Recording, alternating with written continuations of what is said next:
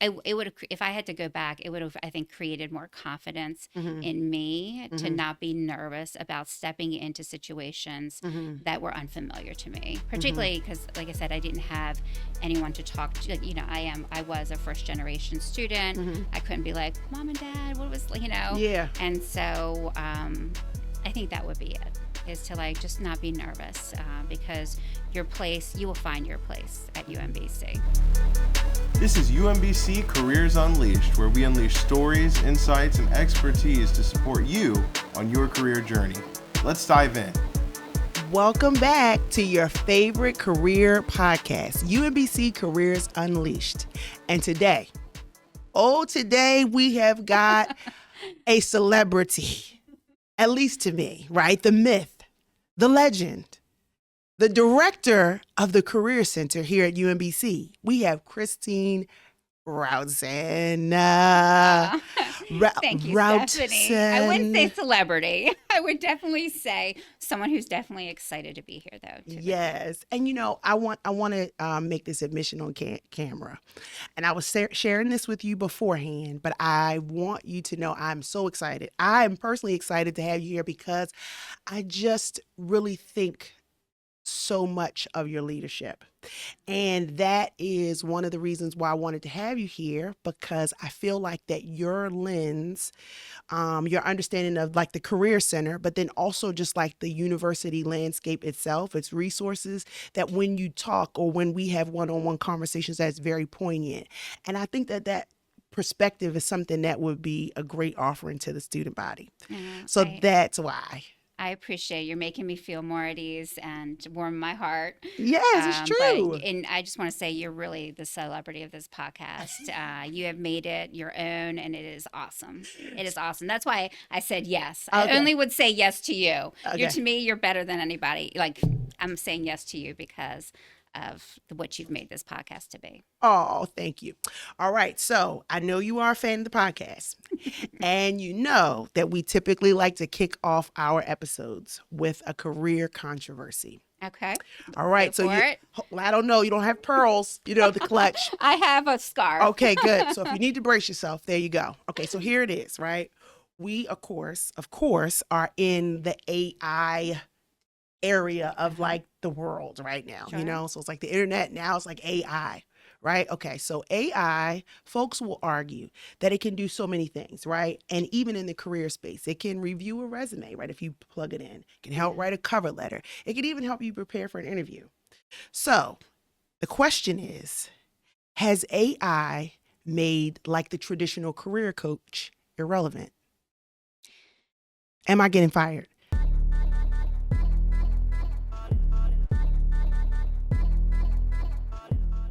Are you replacing me? Fired. Are you replacing me with a chatbot? You. Okay. I would definitely say that AI has changed the landscape of every single profession. Okay. So, for example, I just went and had an X-ray done, and the first thing that was on the counter was, "Would you also like your X-ray read by AI?" And it was like an extra charge. And of course I said yes, because it's another, I guess, eyes on the, the X-ray, which was important to me. So as students, like, your career journey is very important to you. Yeah. I always feel like use your tools. So yes, throw your resume into, whatever you use, ChatGPT or something else for input. But I think the main thing is it is a tool. Okay. It is one tool. So I think, like, as we in our profession, our career advisors, our connectors, resume reviews, cover letter reviews, that's just a service that we provide. Okay. But like when you think about yourself as students, the answers that you're going to be going through during your journey and figuring out your multiple pathways, AI is never going to provide that answer. That's going to have to be you. So, like, what story is your resume? What story do you want your resume to share? What are the world problems that you hope to solve? What are your strengths? What are the strengths that you want to continue to build? What are some connections that I can make? That's really going to be, that is really us, right? the resume piece is just a service. AI can be a support in that area. We can also be a support in that area. But some of those really important questions I think that are going to be part of that journey are always going to be people. And so I hope that you as students aren't asking AI for all of your questions, because AI is not a person, that it comes with experience and can provide you with that. AI is a machine. And so there's a lot that can be learned from personal experiences that I hope you trust, and develop a network of people that you talk about your career journey with, including our office. Okay, look at that. Take that, iRobot. You're not replacing me. I want you to kind of like now help us to understand it. And I know that the Career Center is I feel like that we have a very special place just in the university, like itself. We're in a little small place in the math psychology building, it's kind of like math psychology. Why is the Career Center there? But I think that I asked that also. I know, but like I do think that we have like a prominent presence on campus, and I think that it's a lot to kind of like your vision. So here's my question inside of that is, like, what is the mission of the Career Center, and like how are we supposed to, or how do we support like students and alumni? Like, what is our work? Our mission, I've memorized it, so it's going to come off as cliche, but empower all students and alumni to create your own success stories. But in essence, what it is really to help everyone that we connect with in terms of our students and our alumni to understand the possibilities. When you think about your life and you think about your own college experience, can I go back? And I have to go back a lot of years. But how do you know what an investment banker does or an engineer does if no one in your family has ever talked about those occupations? And so our work is, yes, to connect you to employers, develop your network. Yes, I guess go back to the resume piece, but it's deeper than that. It's really helping students feel that, yes, they are capable of anything and get them excited about it, but open yourself up to the possibilities. Because there's so many possibilities out there, and it doesn't have to be what was in your purview as a younger person of yourself. And so I think that's a big part of our work is, when I say empower, is making sure you have the resources, making sure you have that confidence, and making sure you understand what is out there for you to make a difference. We have so much hope for you as students.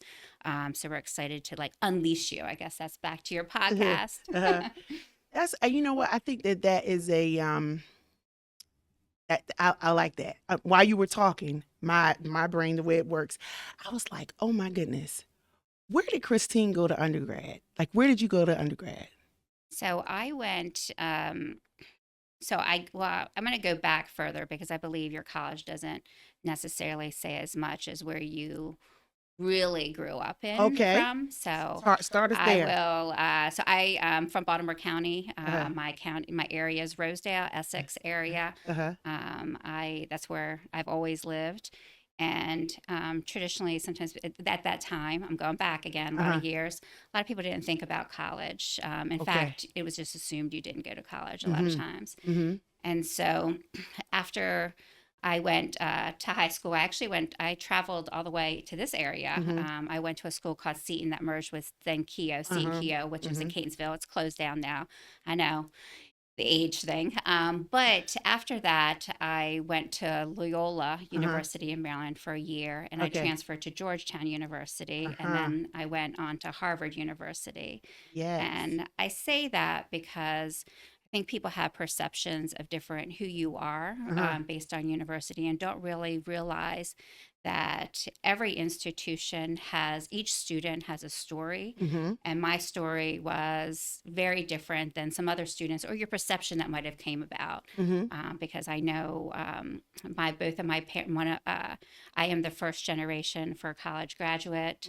When I was in college, my mom cleaned the wealthiest neighborhood homes. Uh-huh. I'm very proud of that. I Uh-huh. am so eternally grateful for her. Uh-huh. And then, and like my father has an eighth grade education, Mm-hmm. but he had such a belief in education and Mm-hmm. knew that I could do anything Uh-huh. and pushed me always. So I think like and that goes back to like really our goal at Uh-huh. UMBC, and Mm-hmm. that's what keeps me here Yeah. is like go through the push through the possibilities and understand your story starts very early, Mm-hmm. but your wherever you started is does not have to be where you end. I knew it. I knew you were going to give me A the long answer of version. no, the answer that I was looking for because what you were talking about, the mission of the Career Center, right? When you were talking about that, I said there's a story behind that, and we didn't get all granular in your Yeah. story, but how it went through all of these stages, and it is from this side of the vantage point to say that I see, you know, each student is a person just like I was, and they need and deserve to have someone to help shepherd them to wherever they want to go. Right. And your story just now kind of like gave gave what it needed to give. Okay. Oh, thank you. Yeah, it can go. Yeah, your story can go anywhere, and no matter where you are, even as an alum who's been out 10 years, Mm-hmm. you might be at a certain point, but your story hasn't ended. Your story will never end until you take, I guess, your last breath. Mm-hmm. Okay. So, and you tried to like say Harvard, but I'm just gonna say, did you hear that? She's like hanging out with us at UMBC, this Ivy League. No, I'm just kidding. So over your time here, we're gonna shift gears a little bit. Over your time here, and even before throughout the like history of the Career Center, we have developed a lot of like corporate partnerships, which is just awesome. To see that list every year is growing. I'm like, oh my goodness, they want to hang out with us at UMBC. These Because folks. of the students, the value and what you all bring as students. Yeah, Yeah, absolutely. yeah. So here's what I want to know. What do you think is like the overarching value that these, wonderful partnerships, like what does that bring to the career preparation or to the career journey for our UMBC students? Like what do those partnerships do for us? So, like when you think about, so partnership is taking it to the next level. Right. So we had over, and I'm going to be like exact, 752 employers that Yes. came to campus Yes. the prior year or Uh-huh. engaged through virtual environment. But a partner is really someone who starts off with just recruiting, but Mm-hmm. then also takes it to another level and gets involved in research at the university or Mm-hmm. gets involved in giving funding to Retrievers Essentials or Mm-hmm. student org. And the reason that they do that is because they want to invest in UMBC because the students and the alumni that work there are Mm-hmm. investing in their company and they see that return. So Mm-hmm. we are fortunate to have many employers who see a great value at UMBC Mm-hmm. and keep on coming back to recruit. Mm-hmm. And for me, the greatest gift of a partnership is hiring because our students then will continue to have opportunities which will transform your lives basically, Mm-hmm. right? An internship will then take you to potentially a full-time role that will open you up to endless possibilities and again will put you on a different journey. Mm-hmm, mm-hmm.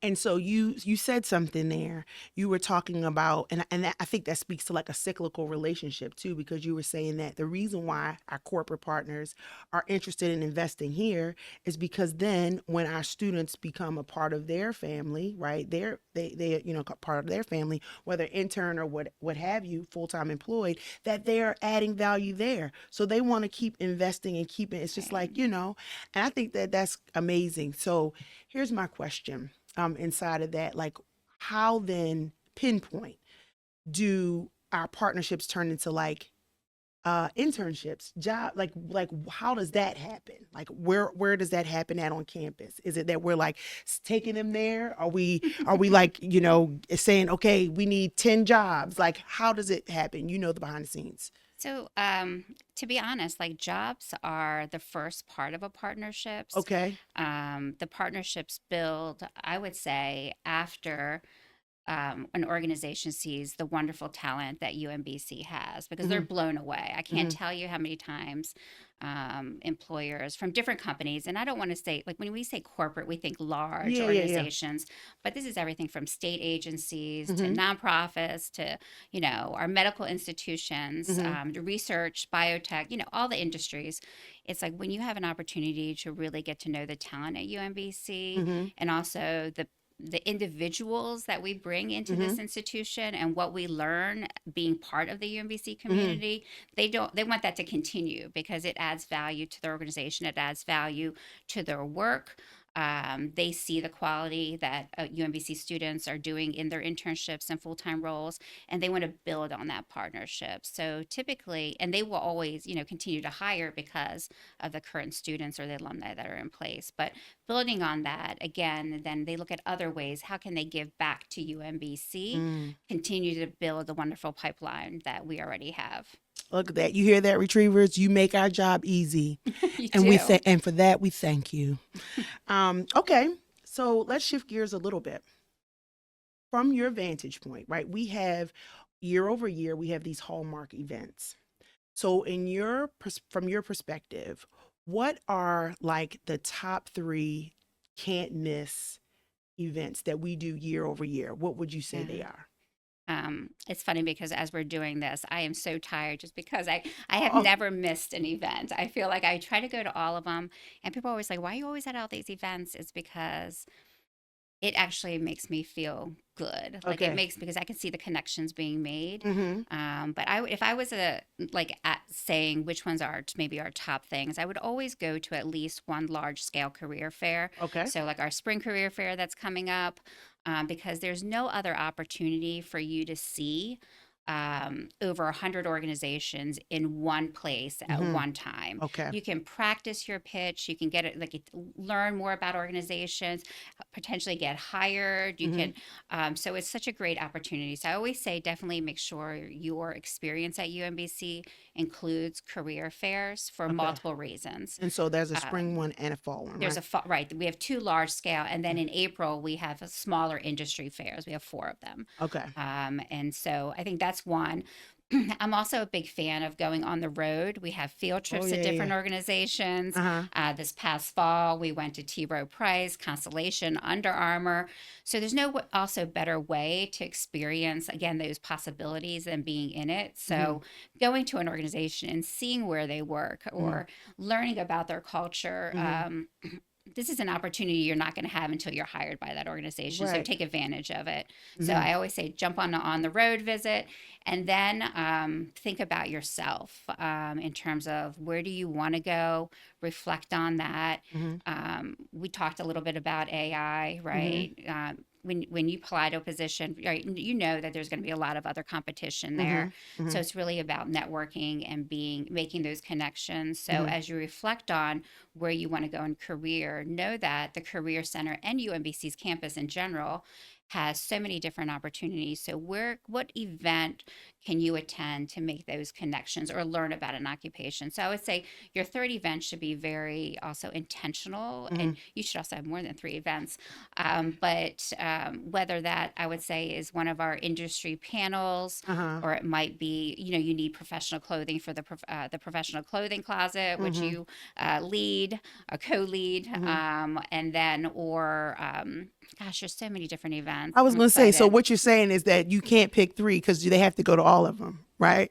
Yeah, well, you have to go to ones that make the sense for you and where you are in your journey. But I would say the fair is for everybody. I would say also on the roads are for everybody because it gives you that inside look. But the other things is really you have to tailor it to where you see yourself.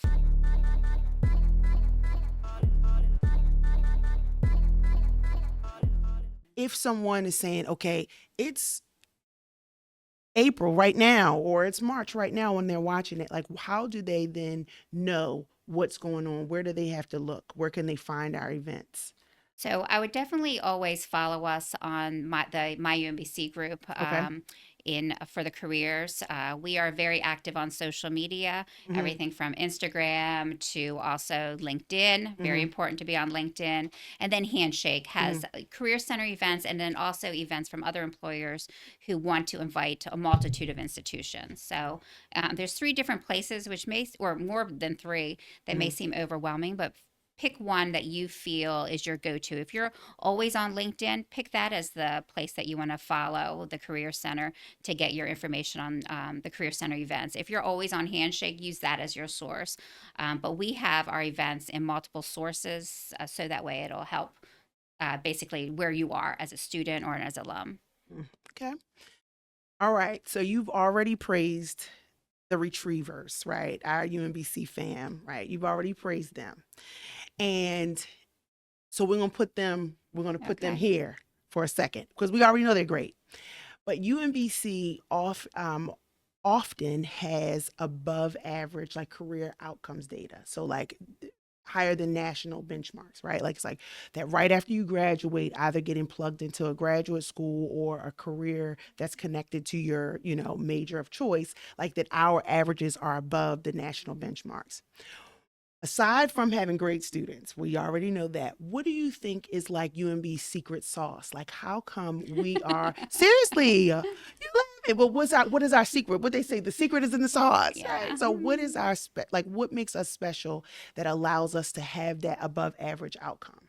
Yeah, I'm dating myself. I'm thinking of the secret sauce and the Big Mac or whatever, Oh yeah. but they used to call it the secret sauce. Uh huh. The secret sauce, I would say for the Career Center, like getting experience. So either work integrated learning, high impact experiences, what US students might think of as like internships, Hmm. co-op, research.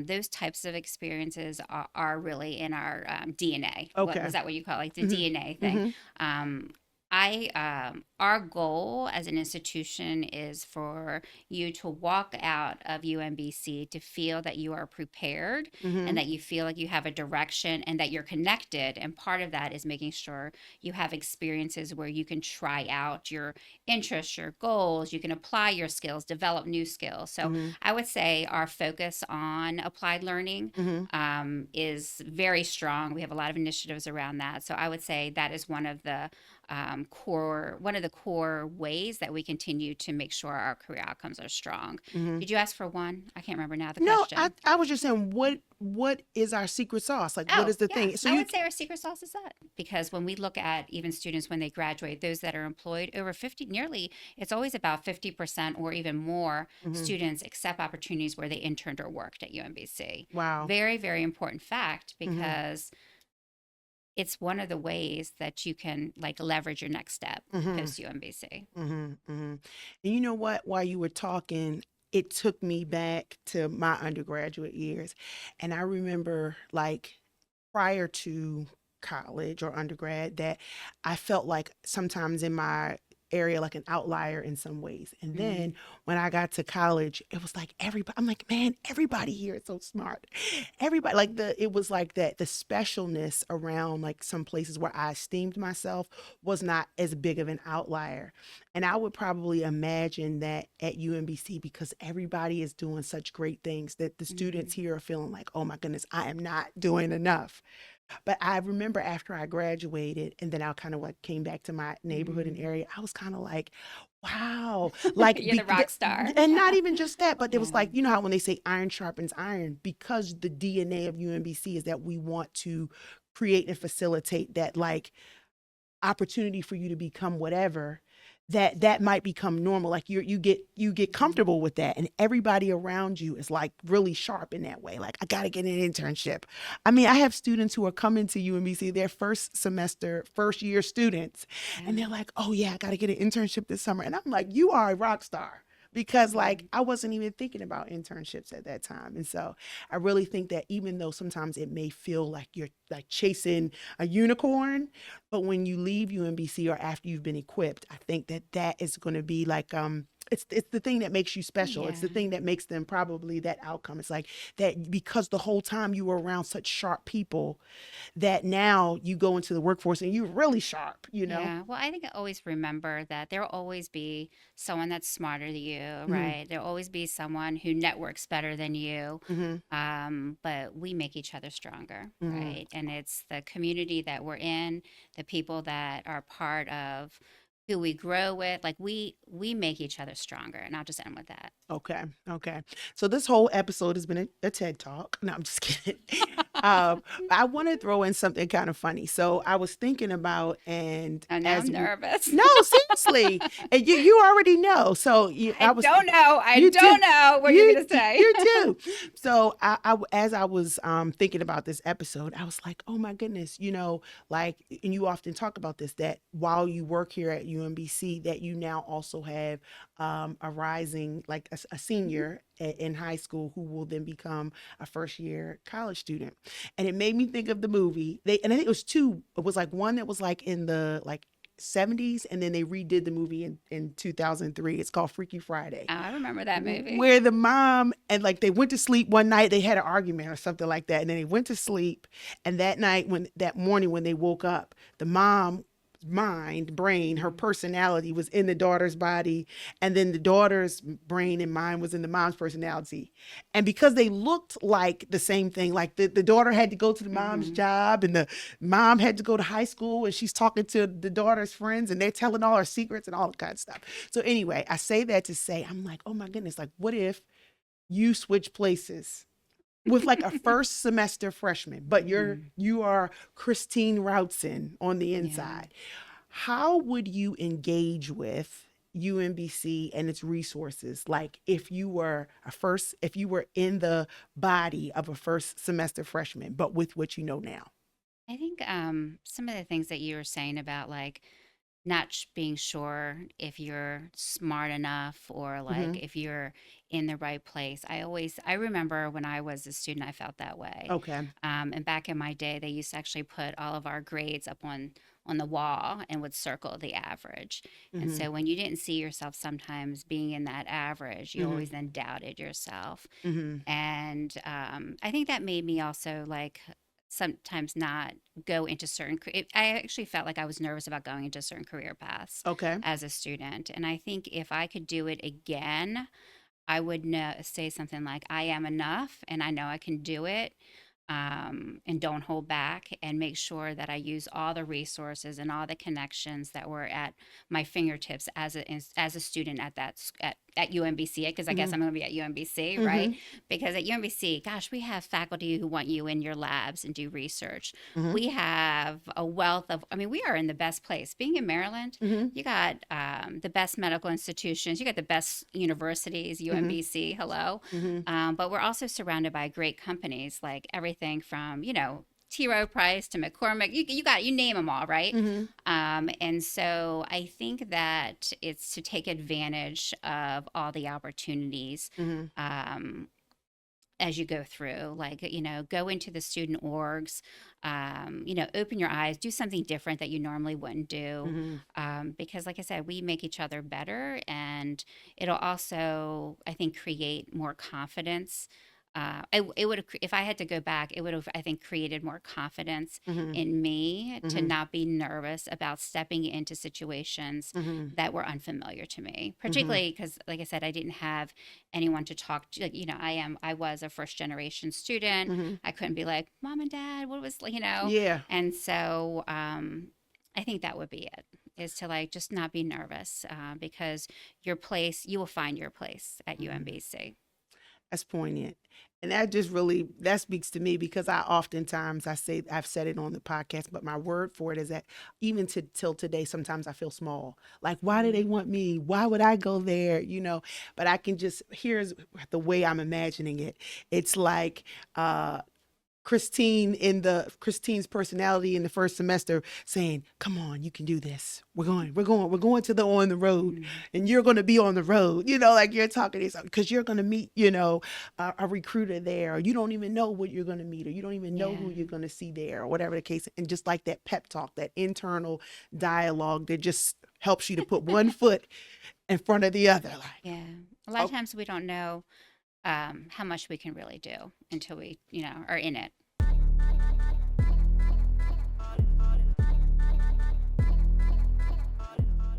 okay. So,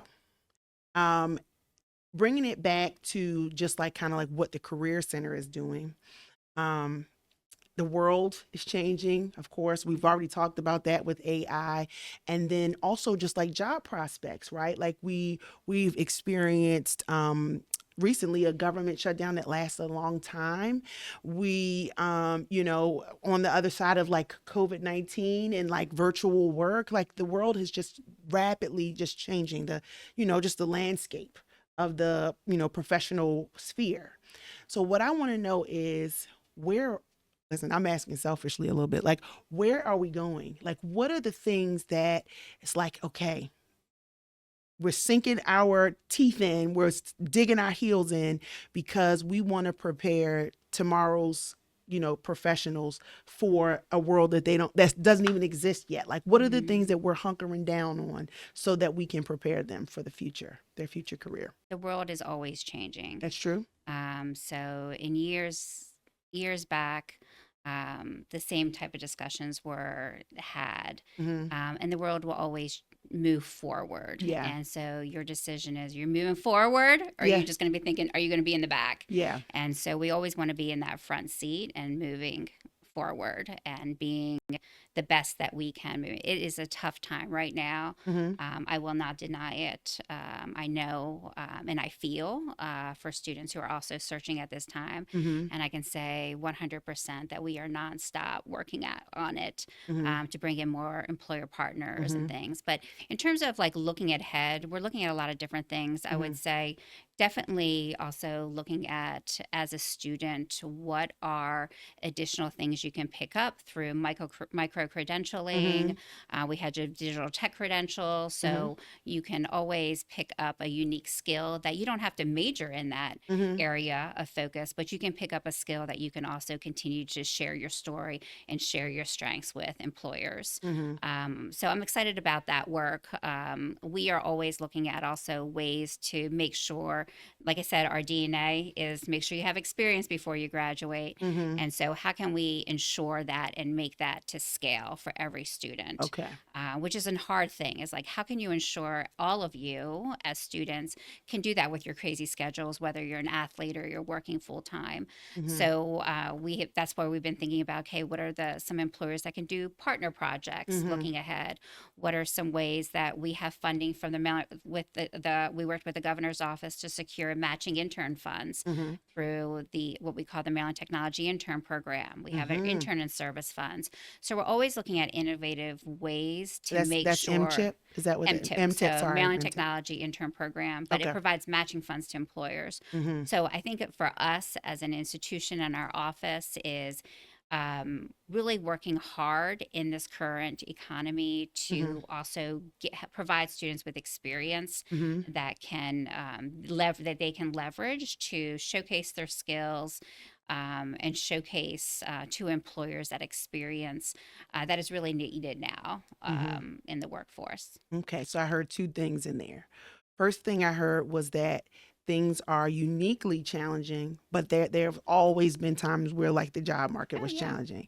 And so because of that, like we have experienced, this is what you do in this kind of like thing. We encourage folks to maybe get a graduate degree. We encourage them to then, have this kind of internship. You mentioned MTIP. So it's like that, because even though this may be unique, like the new thing, and here's where my brain is, because this is how my brain thinks.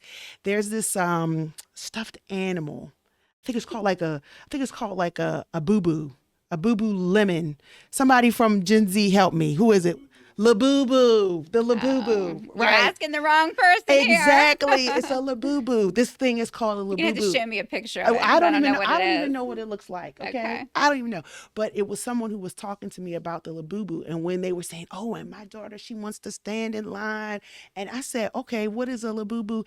And then when they were explaining to me, I said that, "Oh, that's like a Tamagotchi to me, that's my era where you had the pocket pet, the pet in your pocket, or maybe that's like a baby alive. Like every generation, For me, there's it was like, a Cabbage Patch doll. okay, the Cabbage Patch doll. It's like every generation, there's this thing that you crave. Yeah, something you want. Right. And so the Labubu is new, but the thing, with the place marker that it holds, right, is like, it's cyclical in that sense. Yeah.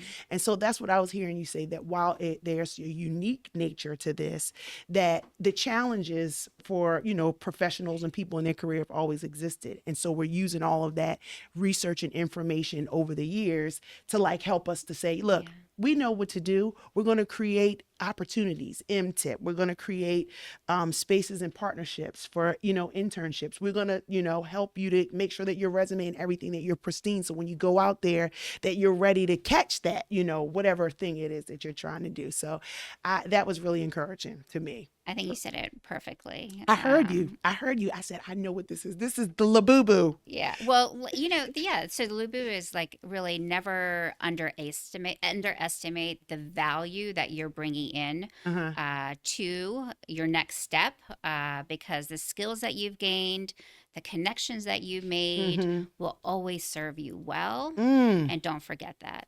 Yes. That gave me like a Michelle Obama feeling, like you're always becoming. You're always becoming.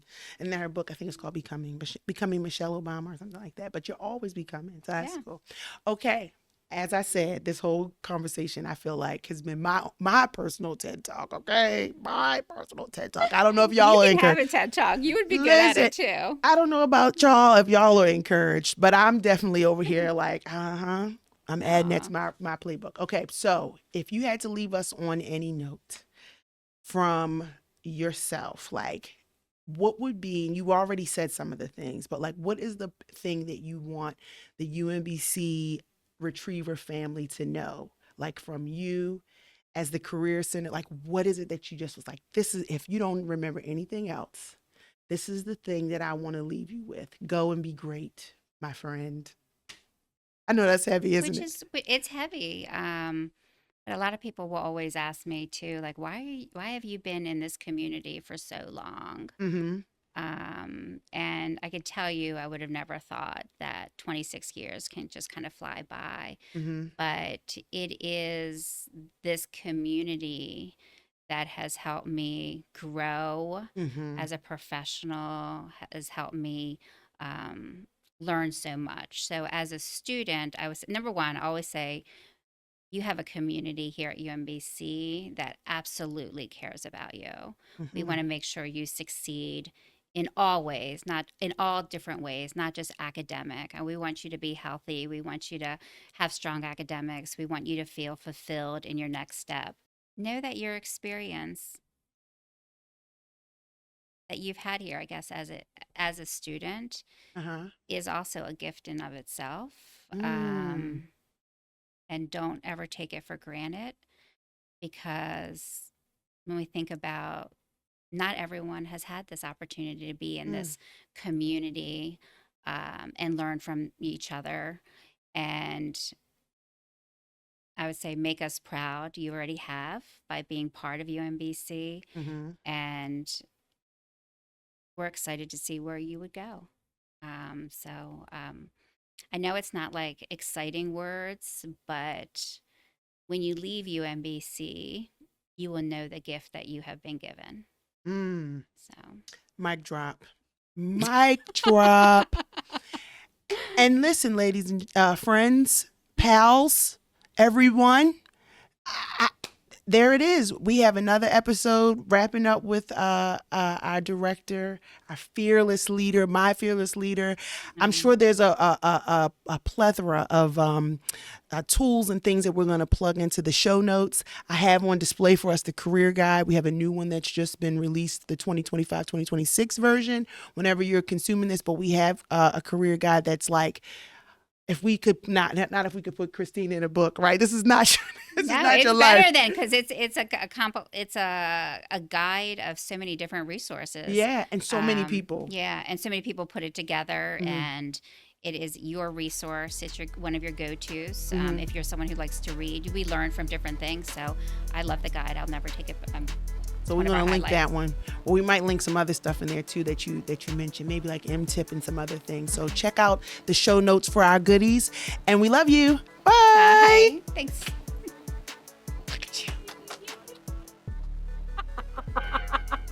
This was the sweetest podcast episode that we have ever